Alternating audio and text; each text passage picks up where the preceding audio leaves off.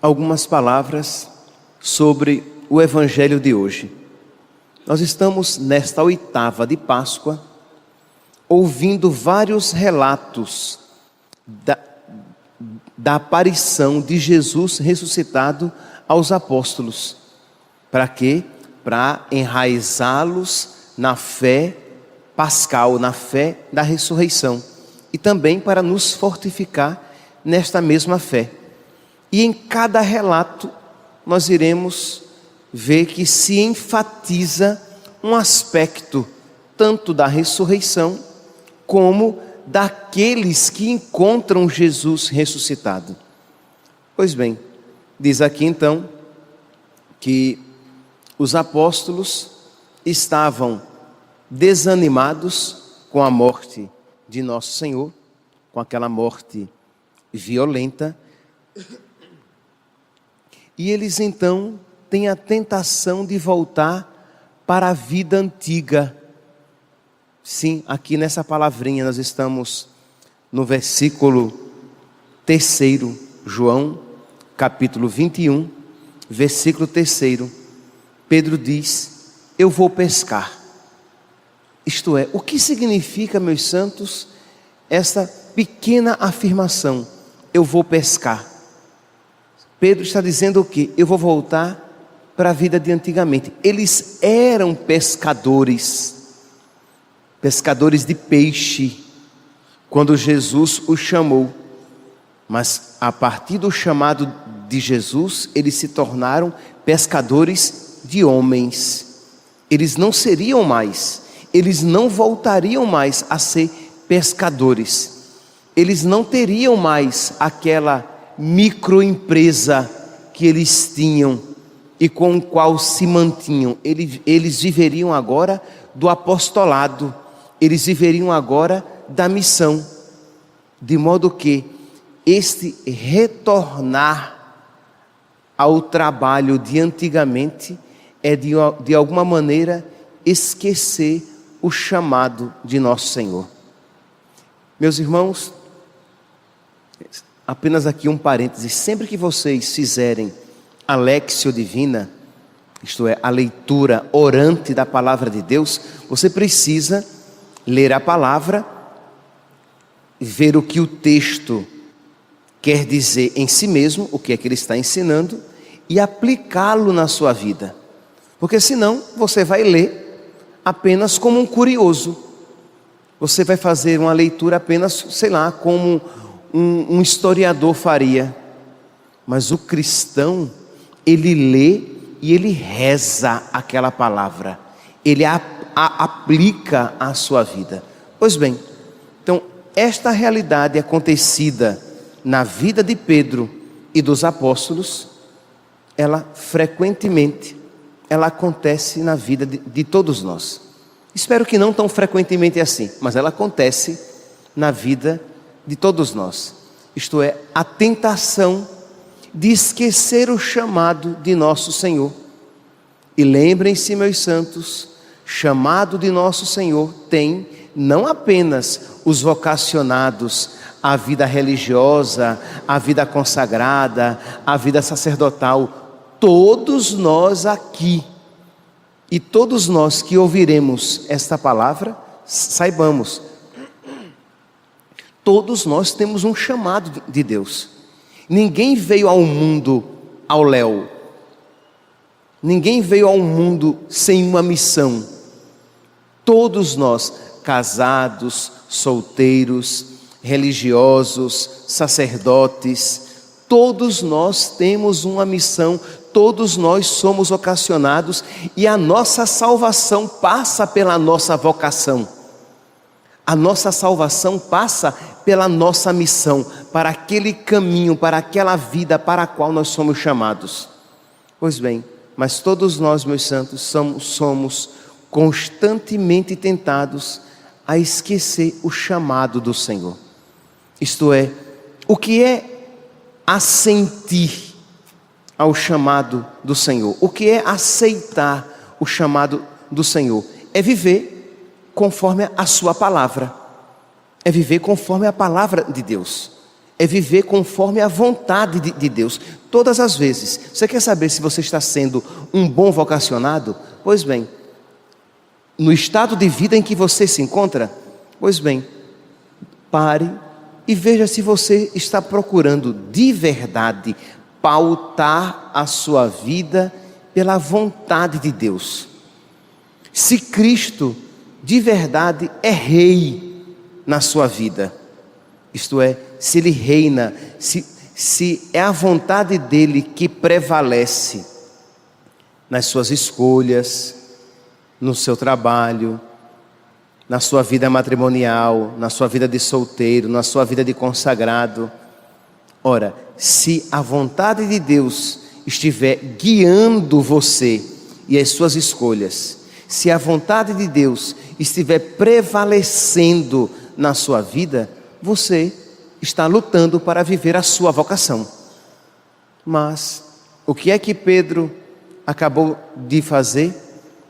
Ele que tinha sido chamado por Deus para ser pescador de homens, ele abandonou aquele chamado e quis voltar a pescar, voltar até a vida de antigamente, voltar a viver como quando ele vivia sem ter conhecido o Senhor, viver sendo guiado apenas pelos ditames da sua vontade e não mais da vontade de Deus. Meus santos, repito, isso acontece com todos nós. Esta tentação, pelo menos, de fechar os ouvidos para Deus, para a sua palavra, fechar os ouvidos para a palavra de Deus proclamada e ensinada pela sua igreja e viver segundo simplesmente a minha vontade, porque é mais fácil. A vontade de Deus é muito exigente, os ensinamentos de Deus são muito exigentes, então eu prefiro viver segundo a minha vontade. Pois bem, isto Pedro experimentou. E sabe qual é o terrível, meus santos?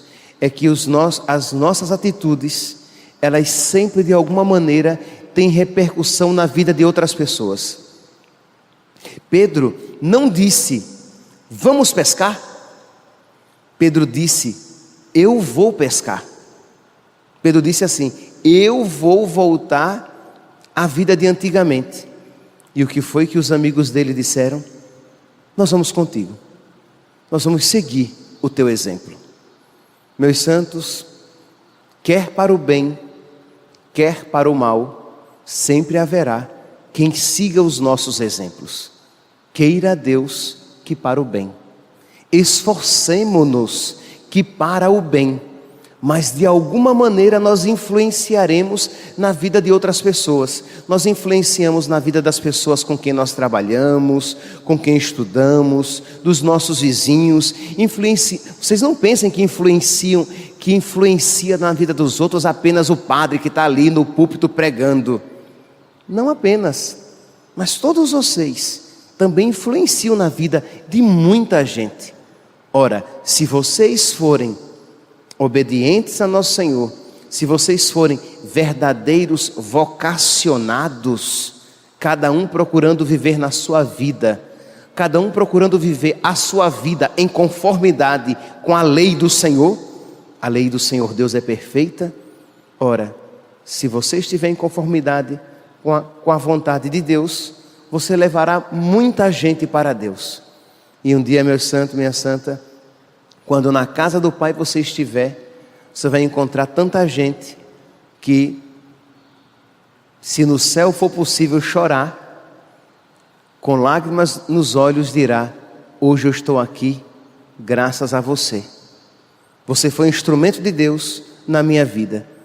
E você vai dizer, mas quando foi que eu fiz isso?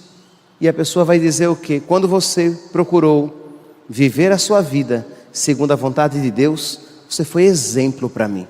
E nós nem sequer percebemos. Então, meus santos, isso acontece tanto para o bem como para o mal. Que exemplo nós queremos ser? Nós queremos ser como os santos ou como Pedro, que depois se converte e se torna caminho de salvação para muitos, ou se você quer ser como este Pedro aqui, que desanimado e sem fé, abandona o caminho do Senhor e leva consigo tantos outros também. Pois bem, mas nosso Senhor, meus santos, enquanto neste mundo estivermos, nunca nos abandonará. É uma realidade que nós precisamos pedir a Deus que Ele encha o nosso coração de alegria, de gratidão, quando nós contemplarmos esta verdade. Deus me ama e Deus fará de tudo para não me perder. Deus me ama tanto, e eu não posso duvidar, porque eu olho para a cruz e eu vejo o quanto custou o amor de Deus. Deus me ama, e Deus fará o possível e o impossível para quebrar este meu coração de pedra, para transformar este meu coração de pedra em um coração de carne que o ame de verdade. Pois bem, Ele não abandonou Pedro. Diz então que Pedro e os discípulos estão aqui, Tomé, chamado Dídimo, Natanael de Caná da Galileia, os filhos de Zebedeu e os outros discípulos. Repare, crendo em Deus Pai Todo-Poderoso, quanta gente Ele levou para o erro. Quanta gente seguiu o mau exemplo dele. Eu vou pescar. E Jesus então vai ao encontro deles. Eles passam a noite tentando pescar. E é claro, né, meus santos, que quando nós fazemos aquilo que não é do agrado de Deus, nunca é abençoado. Foi uma pesca falida, foi uma pesca fracassada. Eles nada pescaram. Jesus se apresenta à margem do lago e diz: lancem as redes do lado direito da barca. Eles fizeram, pescaram, e aquela pesca os fez relembrar de uma outra pesca que eles já tinham experimentado, milagrosa também, e aquilo de alguma maneira despertou neles uma lembrança, e é João, aquele que mais ama, que primeiramente reconhece o Senhor. É sem dúvida, meus santos, o amor de Deus presente nos nossos corações, que se chama Espírito Santo, que faz com que nós reconheçamos Deus nos acontecimentos da nossa vida. Não foi Pedro, foi João, foi o discípulo que mais amava, disse: é o Senhor.